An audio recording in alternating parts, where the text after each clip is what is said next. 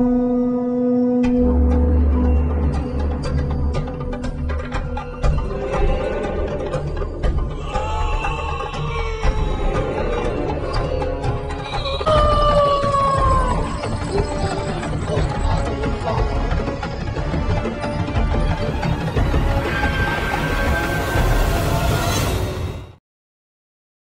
And welcome বন্ধুরা, এক্সপ্ল্যানেড বাংলার explanation চ্যানেলে আপনাদের সবাইকে স্বাগতম। ফিরে আসলাম অনেক দিন পরে একটি অসাধারণ মাইথোলজিক্যাল মুভির এক্সপ্ল্যানেশন নিয়ে। আশা করছি আজকের মুভির কাহিনীটি আপনাদের অনেক ভালো লাগবে। তাহলে চলুন বেশি দেরি না করে আজকের মাইথোলজিক্যাল হরর মুভির এক্সপ্ল্যানেশন শুরু করা যাক।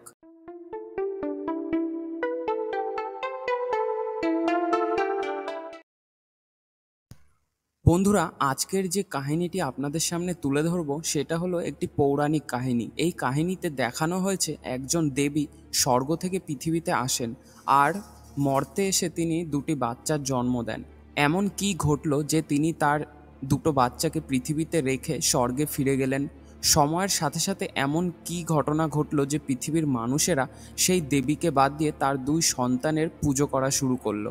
শুধু তাই নয়, তার সাথে তারা নিজেদের স্বার্থে নিজেদের সন্তানকেও বলি দেওয়া শুরু করলো। এরই উত্তর আজকের মুভির এক্সপ্লেনেশনে আমরা পেয়ে যাব। আজকের মুভিটি হলো একটি মাইথোলজিক্যাল হরর মুভি যার নাম হলো কুমারী। মুভি শুরু হলে আমরা কিছু পৌরাণিক দৃশ্যের সাথে সাথে কিছু কথা শুনতে পাই। এখানে বলা হয় যে অনেক কাল আগে স্বর্গ থেকে একটি দেবী পৃথিবীতে থাকতে এসেছিলেন। পৃথিবীতে থাকতে থাকতে মানুষদের এত ভালোবাসা আর স্নেহ পেয়ে সে পৃথিবীতেই বসবাস করার সিদ্ধান্ত নেয়। কিছুদিন পরে এই পৃথিবীর একটি মানুষের সাথে তার ভালোবাসার সম্পর্ক তৈরি হয়। এরপরই দেবীর দুটি সন্তান জন্ম হয়। দেবীর দুটি সন্তানের মধ্যে একটি সন্তানের গায়ে বিচিত্র সব চিহ্ন থাকে। এই সন্তানের নাম হয় চত্তান, আর আরেকটি সন্তান যার নাম হলো গাড়িদেবান, যে অনেকটাই ভয়ঙ্কর রাক্ষসের মতন দেখতে ছিল। বলতে গেলে দেবীর দুটি সন্তানের চেহারায় রাক্ষসের মতন ছিল। দেবী যখন তার এই দুই সন্তানের কর্মকীর্তিগুলো শুনলেন, তখন তিনি তার এই দুই সন্তানকে পৃথিবীর মধ্যেই জঙ্গল আর গুফার ভেতরে আবদ্ধ থাকার অভিশাপ দিলেন। তার দুই সন্তানকে অভিশাপ দেওয়ার পরে দেবী নিজেও স্বর্গে ফিরে গেলেন। হাজার হাজার বছর কেটে যাওয়ার পরে মানুষদের এটা মনে হতে লাগলো যে দেবীর দুই সন্তানের মধ্যে দেবতার মতন শক্তি বিরাজ করে। তাই জন্য তারা সেই দুই সন্তানের পুজো করা শুরু করলো।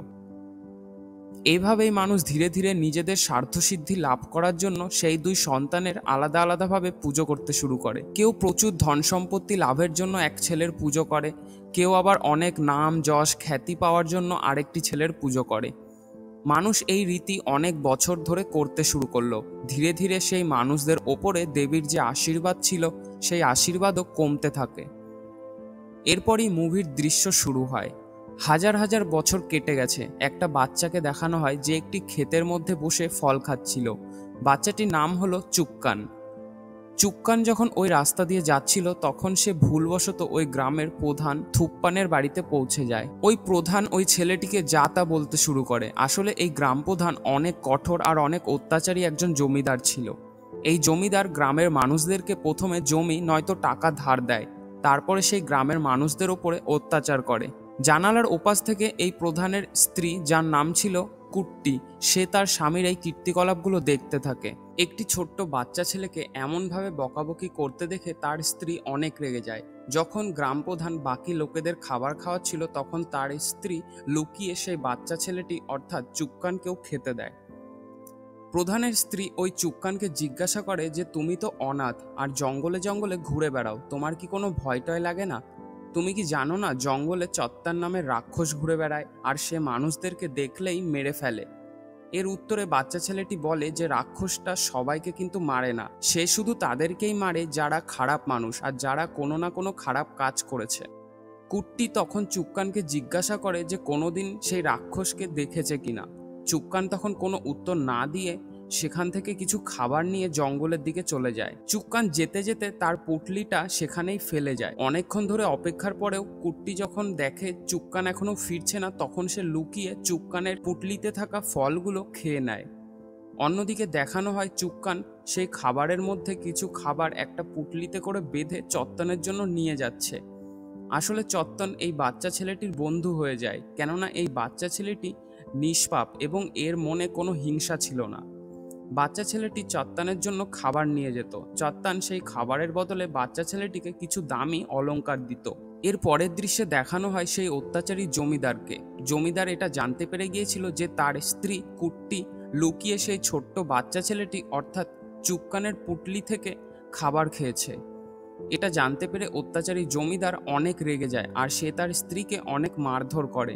তারপরে জমিদার নিজেকে শুদ্ধ করার জন্য পাশের নদীতে স্নান করতে চলে যায়। জমিদার সেখানে গিয়ে দেখে যে সেই বাচ্চা ছেলেটি সেখানে স্নান করছে। এটা দেখে জমিদার রেগে সেই বাচ্চা ছেলেটিকে পাথর দিয়ে আঘাত করে সেখানেই মেরে ফেলে। এই কথাটা যখন চাত্তান মানে সেই জঙ্গলের রাক্ষসটি জানতে পারে তখন সে অনেক রেগে যায়। রেগে গিয়ে চাত্তান পুরো গ্রামকে অভিশাপ দিয়ে দেয়। অভিশাপের কারণে গ্রামের লোকেরা ধীরে ধীরে রোগে আক্রান্ত হয়ে মারা যেতে শুরু করে।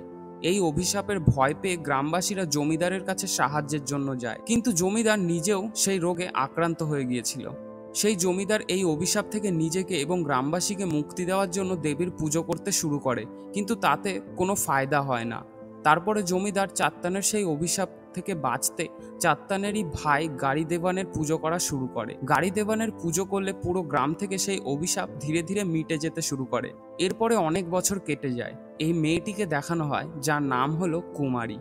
কুমারীর একটা বড় দাদাও ছিল যার নাম জন। জন আর কুমারী দুজন তার বাবা মায়ের মৃত্যুর পরে তার কাকা কাকির বাড়িতেই থাকতো। এরকম ভাবেই দিন কাটতে কাটতে একদিন কুমারীর জন্য এক বিয়ের প্রস্তাব আসে সেই জমিদার পরিবার থেকে। বন্ধুরা, এই জমিদার পরিবারই হলো সেই জমিদারের দ্বাদশ প্রজন্ম। কুমারীর কাকা কাকি এই বিয়ের প্রস্তাবে অনেক খুশি ছিল, কিন্তু কুমারীর ভাই জন এই প্রস্তাবে একটুও খুশি ছিল না। কেননা জন সেই গ্রাম সম্বন্ধে ছোটবেলা থেকে শুনে এসেছে।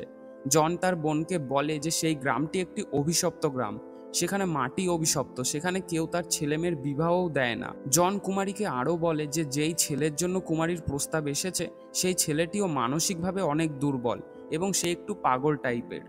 এই জন্য জন এই প্রস্তাবে কখনোই রাজি হবে না।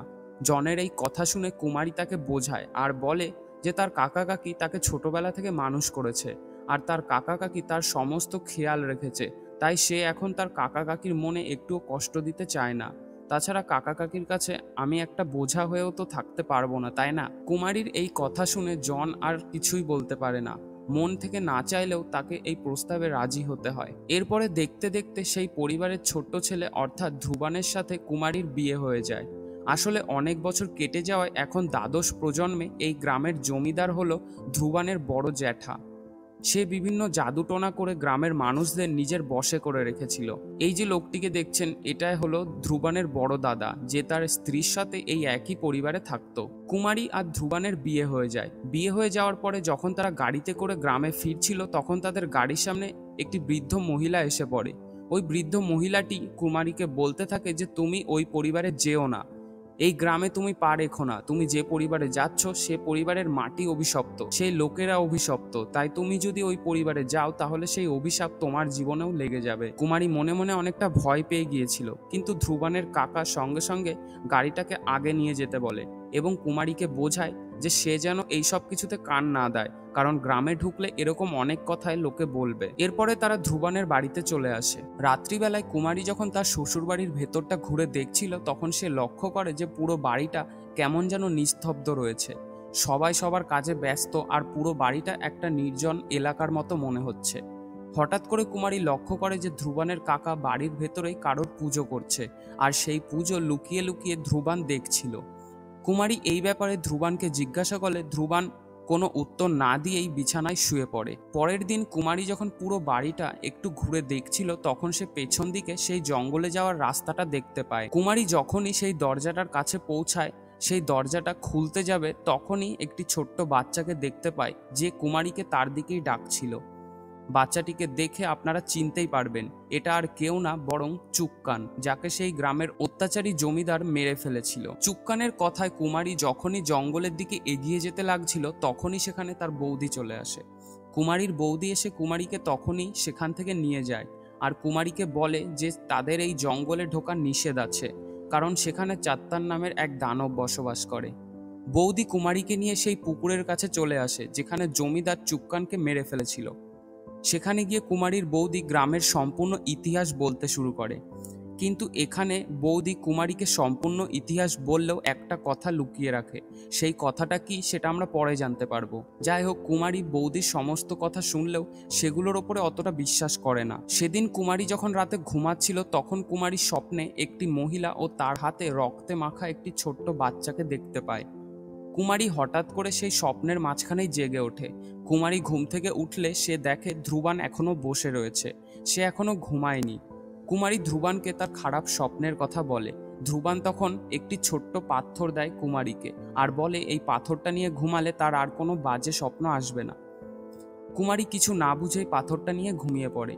পরের দিন রাত্রে কুমারী ধ্রুবানকে জিজ্ঞাসা করে যে সবাই আপনাকে মানে না কেন, আর আপনার বড় ভাইয়ের যেমন সম্মান করে তেমনভাবে আপনাকে কেউ সম্মান করে না কেন। ধ্রুবান তখন কুমারীকে জানায় যখন সে ছোট ছিল তখন তাকে অনেক মারধর করা হতো, যার কারণে তার মধ্যে অনেক রাগ এবং ক্ষোভের জন্ম হয়। সে এতটাই রেগে গিয়েছিল যে সে তার নিজের গুরুকেই হত্যা করে ফেলেছিল। সেই দিনের পর থেকেই সবাই তাকে পাগল ভাবে আর তার কোনো সম্মান করে না। কুমারী অনেক ইমোশনাল হয়ে পড়ে। তারপরে সে ধ্রুবানকে বলে যে সে তার সবসময় পাশে থাকবে এবং তাকে আর এমন অপমানিত হতে দেবে না। এরপরে ধীরে ধীরে কুমারী আর ধ্রুবানের মধ্যে সম্পর্ক আরও গভীর হয়ে ওঠে। এরকমই ধ্রুবান আর কুমারী নিজেদের ভালো সময়গুলো কাটাতে থাকে। দিনগুলো খুব ভালোই কাটছিল। একদিন কুমারী যখন আবারও বাড়ির পেছন দিকে গেল তখন সেই জঙ্গলের রাস্তায় চুপকানের আত্মা কুমারীকে নিজের দিকে ডাকতে লাগলো।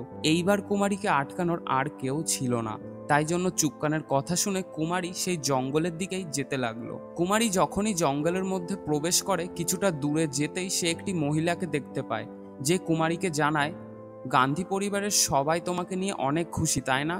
তারা কেন খুশি জানো? কারণ তুমি তাদের পরিবারের প্রথম সন্তানকে জন্ম দেবে, আর ওই বাড়ির সবাই তোমার ওই প্রথম সন্তানকে বলি দেবে। তুমি যদি তোমার সন্তানকে বাঁচাতে চাও তাহলে এই জঙ্গলে তোমাকে আসতেই হবে। মহিলাটি কুমারীকে জানায় যদি সে জঙ্গলে প্রবেশ করে তাহলে এই জঙ্গলের রক্ষাকর্তা মানে চাত্তান স্বয়ং তার বাচ্চার রক্ষা করবে। ওই মহিলাটির কথা শুনে কুমারী অনেক ভয় পেয়ে যায়, তাই সে তাড়াতাড়ি জঙ্গল ছেড়ে বেরিয়ে আসে। জঙ্গল থেকে বেরোতে বেরোতে জঙ্গলের সেই দরজার কাছেই কুমারী বেহুশ হয়ে যায়, যেখানে বৌদি কুমারীকে দেখে নেয় আর কুমারীকে তাড়াতাড়ি করে বাড়ির ভেতরে নিয়ে আসে। কুমারীকে বাড়িতে নিয়ে আসলে যখন বৈদ্যকে ডাকা হয়, বৈদ্য কুমারীকে দেখে জানায় যে কুমারী মা হতে চলেছে। কুমারী মা হবে জেনে ধ্রুবান, ধ্রুবানের দাদা এবং তার চাচা সবাই অনেক খুশি। অন্যদিকে ধ্রুবানের দাদার স্ত্রী অর্থাৎ কুমারীর বৌদি মোটেও খুশি হয় না। যেহেতু ধ্রুবানের স্ত্রী মানে কুমারী মা হতে চলেছে, তাই জন্য ধ্রুবানের চাচা ধ্রুবানকে গ্রামের পরবর্তী প্রধান হিসাবে দায়িত্ব দেবে এই সিদ্ধান্ত নেয়। একদিন রাতে কুমারী ধ্রুবানকে খুঁজে পাচ্ছিল না, তখন সে একটি হারিকেন নিয়ে পুরো ঘরে খুঁজতে থাকে। খুঁজতে খুঁজতে কুমারী একটি ঘরে ধ্রুবানকে দেখতে পায়। সে যখন ধ্রুবানের কাছে গিয়ে ধ্রুবানকে ডাকে তখন কুমারী ধ্রুবানকে দেখে অবাক হয়ে যায়। কুমারী দেখে ধ্রুবান তার হাতে দুটো আঙুল কেটে ফেলেছে। ধ্রুবান পাগলের মতন আচরণ করতে থাকে। ধ্রুবানকে দেখে মনেই হচ্ছিল না যে এটা সেই শান্তশিষ্ট ধ্রুবান। ধ্রুবান কুমারীর দিকে আশ্চর্যভাবে তাকিয়ে থাকে। তারপর সে নিজের হাতের আঙুলের দিকে তাকিয়ে বলে এখন তার হাতও সেই দেবতা গাড়িদেবনের মতো হয়ে গেছে। দেবতা গাড়িদেবনের হাতের আঙুল যেমন তেমন আমার হাতকেও আমি করে নিয়েছি। এখানেই বোঝা যায় যে ধ্রুবানের এই অবস্থার পেছনে তাদের দেবতা গাড়িদেবনেরই হাত রয়েছে। এরপরে আমরা দেখতে পাই যে ধ্রুবানের দাদার একটা মহিলার সাথে অবৈধ সম্বন্ধ রয়েছে। এই মহিলাটির নাম হলো পারিজাত আর ধ্রুবানের দাদার নাম হলো আচুতান। আচুতান এই মহিলাটিকে বলতে থাকে যে সে একদমই খুশি নয়, কেননা তার ভাইকে গ্রামের পরবর্তী প্রধান হিসেবে দায়িত্ব দেওয়া হয়েছে। তখন পারিজাত বলে যে তুমি যদি গ্রামের প্রধান হতে চাও আর গ্রামের দায়িত্ব পেতে চাও তাহলে তোমাকে তোমার নিজেদের দেবতাকে ছেড়ে জঙ্গলের সেই দেবতা অর্থাৎ চত্তানের পুজো করতে হবে, কেননা গাড়িদেবানের মোকাবেলা শুধুমাত্র জঙ্গলের দেবতা অর্থাৎ গাড়িদেবানের ভাই চাত্তান করতে পারবে। এরপরে দেখানো হয় কুমারী ধ্রুবানের সেই অবস্থার বিষয় নিয়ে তার বৌদির সাথে কথা বলছে। তখন তার বৌদি কুমারীকে সেই সত্যি কথাটা বলে দেয় যেটা সে তখন গ্রামের ইতিহাস বলার সময় লুকিয়ে রেখেছিল। বৌদি কুমারীকে বলে আমি এই সংসারে অনেক দিন ধরেই রয়েছি, কিন্তু এখনো পর্যন্ত আমি কোনো সন্তানের জন্ম দিইনি। এর কারণ কেন জানো? কারণ এই পরিবারের প্রথম সন্তানকে বলি দেওয়া হবে, সেই কারণে। কুমারী এর কারণ জানতে চাইলে বৌদি গ্রামের সেই পুরনো ইতিহাসের কথা বলতে শুরু করে। ইতিহাস বলতে সেই পুরনো থুক্কানের কথা, অর্থাৎ যখন তাদের পরিবারের পূর্বপুরুষ থুক্কান এই গ্রামের জমিদার ছিল। জমিদার যখন চুক্কানকে মেরে ফেলেছিল তখন পুরো গ্রামে অভিশাপ পড়েছিল। সেই অভিশাপের কারণে গ্রামের মানুষেরা আচমকা ভয়ঙ্কর রোগে আক্রান্ত হয়ে মারা যেতে শুরু করে। রোগে আক্রান্ত হয়ে গ্রামের মানুষেরা সব মারা যেতে লাগছিল। তখন গ্রামের সমস্ত মানুষরা জমিদারের কাছে যায় সাহায্যের জন্য। জমিদার তখন গাড়ি দেবানের পুজো করা শুরু করে। গাড়ি দেবানের পুজো করলে সেই গ্রাম থেকে সেই অভিশাপ সরে যায়। জমিদার গাড়ি দেবানকে এই বলে পুজো করেছিল যে সে তার নিজের সন্তানকে তার কাছে সঁপে দেবে। জমিদার তার স্ত্রীর কাছ থেকে তার নিজের সন্তানকে নিয়ে গাড়ি দেবানের কাছে দিয়ে দেয়। দানব গাড়ি দেবান সেই বাচ্চাটিকে জ্যান্ত খেয়ে নেয়। এই কারণেই গ্রাম থেকে সেই অভিশাপ সরে গিয়েছিল। আসলে গাড়ি দেবান একটি করে সন্তানের বিনিময়ে গ্রাম থেকে অভিশাপ সরিয়ে নেওয়াতেই সেই পুজোতে সন্তুষ্ট হয়েছিল এবং গ্রাম থেকে অভিশাপ সরিয়ে নিয়েছিল। এই ঘটনা জমিদারের স্ত্রী সহ্য করতে না পেরে সে নিজে আত্মহত্যা করে নেয়। আর আপনারা এবার বুঝতেই পারছেন যে জমিদারের এই স্ত্রী আর বাচ্চার স্বপ্নই কুমারী সেই দিন রাতে দেখেছিল। এরপরে বৌদি কুমারীকে নিয়ে ঘরের একদম ওপরের রুমে চলে আসে। এইখানে এমন একটি ঘটনা জানা যায় যা দেখে সত্যি আমারও ঘুসবাম্পস চলে এসেছিল। রুমে ঢুকলে কুমারী দেখে একটি মৃতপ্রায় দেহ, প্রায় কঙ্কালের মতন হয়ে গেছে, সেখানে শুয়ে রয়েছে এবং হালকা নড়াচড়া করছে। একটি দেহ ব্যথায় যন্ত্রণায় সে যেন শুয়ে শুয়ে আওয়াজ করছে। ওই ব্যক্তিটির দেহ থেকে চামড়া সব গলে গলে পড়ছিল আর সব হাড়গুলো স্পষ্ট দেখা যাচ্ছিল। কোনো রকমে সে তার অবশিষ্ট মাংসগুলো নিয়ে নড়াচড়া করছিল আর ব্যথায় কাতরাচ্ছিল। কুমারী যখন বৌদিকে জিজ্ঞাসা করে যে এই লোকটিকে, তখন বৌদি কুমারীকে বলে এই হলো সেই জমিদার থুক্কান, যে তাদের বংশে 12 পুরুষ ধরে এখনো পর্যন্ত বেঁচে আছে। কেননা এই জমিদার গাড়ি দেবানের পুজো করত আর গাড়ি দেবান তাকে অমরত্বের বর দিয়েছিল, যার কারণে তার দেহ এরকম নষ্ট হয়ে গেলেও সে এখনো বেঁচে আছে। বৌদি কুমারীকে বলে 12 পুরুষ ধরে এই পুরো গ্রামকে রক্ষা করার পরে এখন সেই দেবতার আরেকটি বাচ্চা দরকার। তাই জন্য পরিবারের সবার এখন তোমার ওই বাচ্চাটার দরকার, যাতে তারা সেই বাচ্চাটিকে দেবতার কাছে দান করে দিতে পারে। কুমারী আর তার বৌদির এই সমস্ত কথা তাদের কাকা শুনে নেয়। তারপরে যখন কুমারী সেখান থেকে চলে যায় তখন কাকা ধ্রুবানের দাদার স্ত্রীকে মেরে ফেলে। বৌদির মৃত্যুর পরে কুমারী বুঝতে পারে যে বৌদি যা যা কথা বলছিল সব কথা সত্যি। কুমারী এরপর নিজের সন্তানকে বাঁচাতে লুকিয়ে সেই জঙ্গলের মধ্যে চলে যায়, যেখানে সেই মহিলাটি তাকে যেতে বলেছিল। কুমারী যখন জঙ্গলের আরেকটু ভেতরের দিকে যায় তখন সেই মহিলাটিকে দেখতে পায়। সেই মহিলাটি কুমারীর হাতে একটা পুরনো জাদুমন্ত্রের বই ধরিয়ে দেয়। এই বইটিতে জঙ্গলের দেবতা চাত্তানকে ডাকার উপায় লেখা ছিল। এরপরে কুমারী সেই গুহার মধ্যে চলে যায় যেখানে চাত্তান ছিল। একটু ভেতরের দিকে গেলে কুমারীর সামনে এক ভয়ানক চেহারা সহ লোক উপস্থিত হয়। এই লোকটি আর কেউ না বরং জঙ্গলের দেবতা চাত্তান। চাত্তান কুমারীকে জানায় যে তোমার মন পরিষ্কার এবং তুমি কখনো কারো খারাপ চাওনি, তাই আমি তোমার কোনো ক্ষতি করব না। চাত্তান কুমারীকে কথা দেয় যে সময় আসলে সে তার বাচ্চাকে অবশ্যই রক্ষা করবে, সে তার বাচ্চার কোনো ক্ষতিই হতে দেবে না।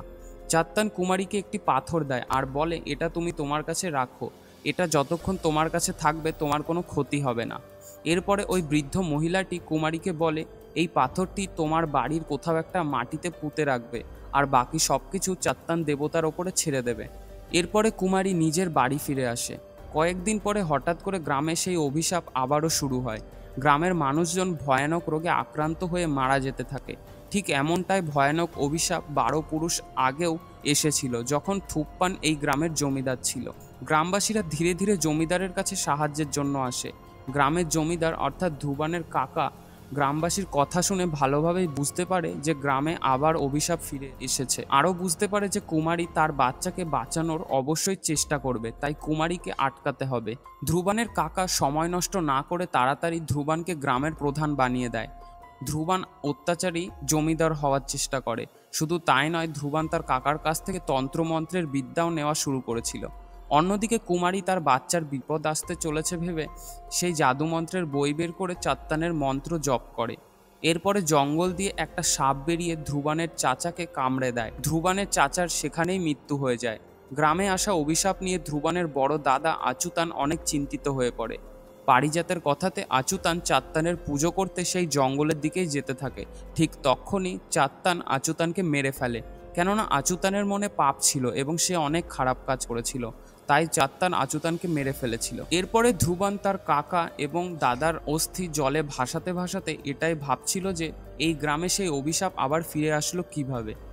ধ্রুবান এটাই ভাবে যে চাত্তানের কাছে গিয়ে কে সাহায্য চেয়েছিল আর এই জঙ্গলের রাস্তায় আবার কে প্রবেশ করেছিল। এটাই জানার জন্য সে তাদের গ্রামের একজনকে বেঁধে অনেক মারধর করতে শুরু করে।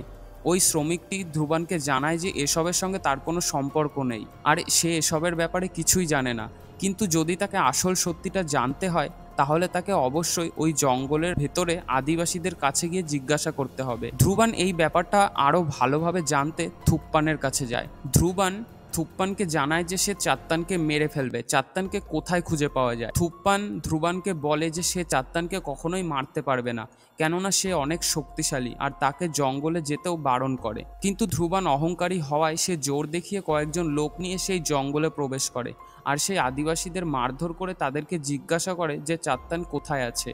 এই মারধরে সেই বৃদ্ধ মহিলাটিরও অনেক আঘাত লাগে যে কুমারীকে সাহায্য করেছিল। মহিলাটি ধ্রুবানকে জানায় যে তুমি যাই করো না কেন, জঙ্গলের দেবতা তোমাকে কখনোই ছাড়বে না, তোমাকে কখনোই ক্ষমা করবে না। যখন জঙ্গলের দেবতা গ্রামের ওপরে হামলা করবে তখন সবার প্রথমে তোমারই প্রাণ যাবে। বৃদ্ধ মহিলাটি ধ্রুবানকে আরও জানিয়ে দেয় যে কুমারী হলো সে যে চাত্তান দেবতার পুজো করেছিল। এই কথাটা শুনে ধ্রুবান অনেক রেগে যায়। রেগে সে বৃদ্ধ মহিলাটিকে যখনই মারতে যাবে তখনই পেছন থেকে এক ভয়ঙ্কর আওয়াজ শোনা যায়। সেই আওয়াজ শুনে গ্রামের সবাই পালিয়ে যেতে থাকে আর ধ্রুবনও তখনই সেখান থেকে পালিয়ে যায়। বন্ধুরা, আসলে ওই আওয়াজটা ছিল জঙ্গলের দেবতা চাত্তানের। ধ্রুবান বাড়ি ফিরে এসে কুমারীকে অনেক বোঝানোর চেষ্টা করে, কিন্তু কুমারী কখনোই তার বাচ্চাকে সেই দেবতার হাতে দেবে না বলে ধ্রুবানকে জানিয়ে দেয়।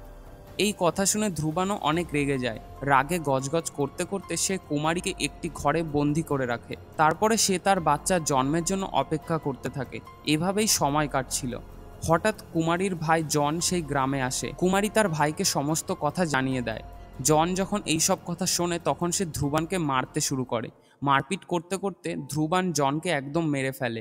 যখন কুমারী এই কথা জানতে পারে তখন সে কান্নায় পুরো ভেঙে পড়ে, কেননা এই পৃথিবীতে তার আর নিজের বলতে কেউ ছিল না, শুধুমাত্র একজনই ছিল, যে হলো তার নিজের পেটের বাচ্চা। কুমারী একা একা বসে এটাই সংকল্প করে আর প্রতিজ্ঞা করে যে সে যেভাবেই হোক না কেন তার বাচ্চাকে বাঁচিয়ে রাখবে, এটার জন্য তাকে যা খুশি করতে হোক না কেন।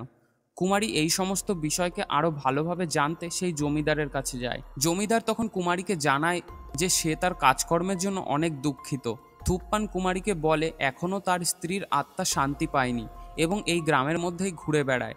যেমনভাবে সে এখনও পর্যন্ত তার এই শরীর থেকে মুক্তি পায়নি, তেমনভাবে তার স্ত্রীও এখনও মুক্তি পায়নি।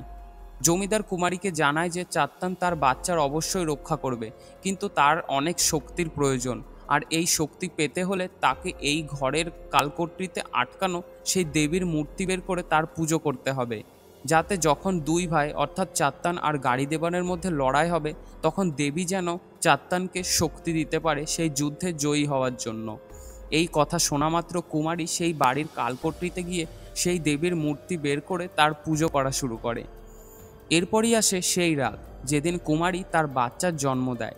বাচ্চা জন্ম দেওয়ার কিছুক্ষণের মধ্যে কুমারী তার বাচ্চাকে বাঁচানোর জন্য তাকে নিয়ে জঙ্গলের দিকে যেতে থাকে, কিন্তু কুমারীকে ধ্রুবনের লোকেরা ধরে ফেলে, তারপরে ধ্রুবনের কাছে নিয়ে আসে।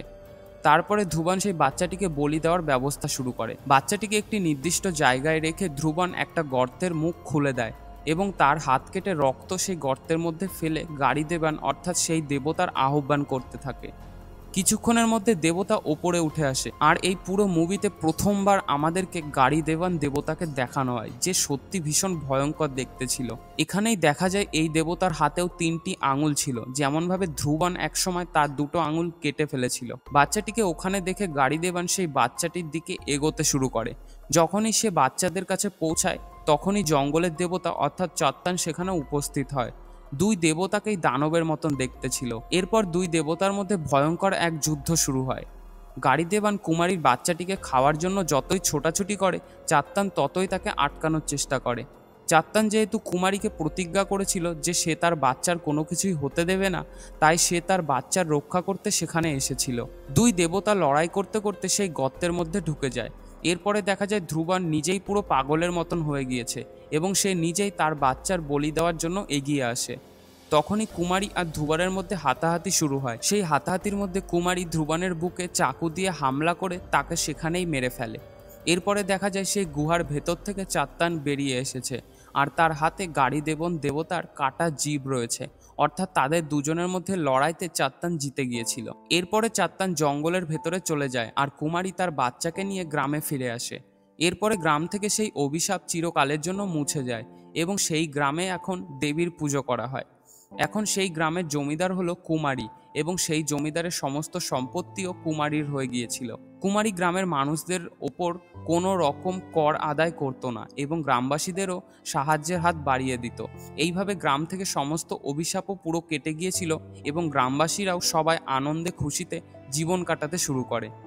মুভির শেষে আমাদের একটি আশ্চর্য ঘটনা দেখানো হয় কুমারীর ছেলে যখন একটু বড় হয়ে গিয়েছে এবং হাঁটাচলা করতে পারে, সে যখন পেছনের দিকে গিয়েছিল তখন সেই দরজার কাছে পৌঁছে যায় এবং সেই দরজার কাছে যখন পৌঁছায় তখন চুক্কান কুমারীর বাচ্চাকে জঙ্গলের দিকে আবারও ডাকতে থাকে। আর এইখানেই এই মুভিটি শেষ হয়। মুভিটির ক্লাইম্যাক্স সিন অর্থাৎ অন্তিম পর্ব অনেক মজাদার এবং অনেকটাই সাসপেন্স রেখে গিয়েছে। আশা করছি আজকের এই অসাধারণ মুভির কাহিনী আপনাদের অনেক ভালো লেগেছে। এরকমই মুভির এক্সপ্লেনেশন পেতে আমাদের এক্সপ্ল্যানেড বাংলা চ্যানেলটিকে সাবস্ক্রাইব করবেন। কাহিনী ভালো লাগলে অবশ্যই নিজেদের বন্ধুদের সাথে এই ভিডিওটি শেয়ার করবেন এবং লাইক করতে একদম ভুলবেন না।